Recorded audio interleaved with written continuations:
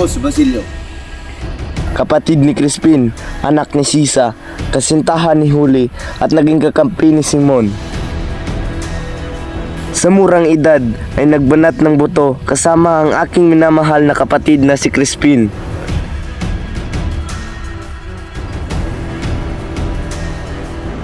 Kaming dalawa ay naging isang sakristan at nanilbihan sa tahanan ng Diyos.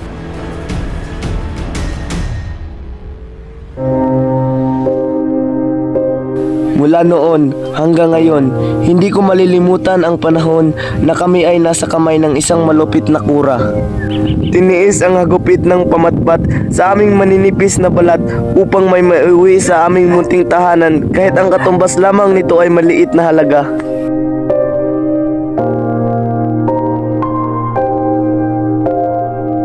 Namatay si Crispin dahil sa paratang na kailanman ay hindi niya ginawa. Namatay siya na wala man lang akong nagawa kundi tumakbo at humingi ng saklulo. Ngunit wala ni isa ang nagtangkang tumulong sa aming magkapatid.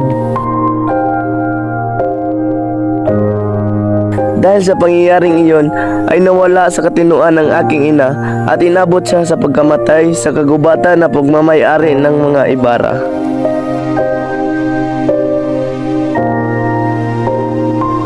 Tuwing umuwi ako sa San Diego, ay palihim akong pumupunta sa puntod ng aking ina sapagkat hindi ko nais na ipaalam ito sa iba.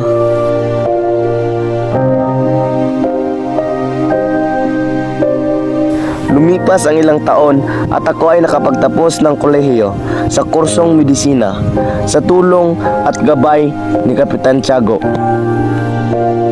Nagsikap akong mag-aral upang ipakita sa nakararami na edukasyon lamang ang makapaggagamot sa kamangmanga naming mga Indyo. Sa lahat ng pangungutya, hinanakit at pigati ay hindi ako kailanman nagpatinag. Bagkus ipinakita ko ang aking lakas at kagalingan sa nakararami na kaya kong abutin ang lahat ng aking pangarap.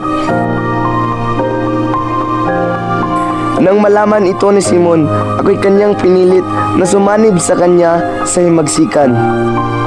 Noong una ay hindi ako pumayag, ngunit nang namatay ang minamahal kong si Huli, ay napilitan ako na sumali sa himagsikan.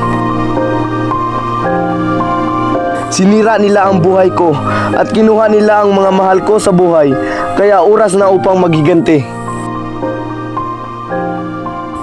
Muli, ako si Basilio at gusto kong malaman ninyo na ako'y hindi lamang isang Indyo.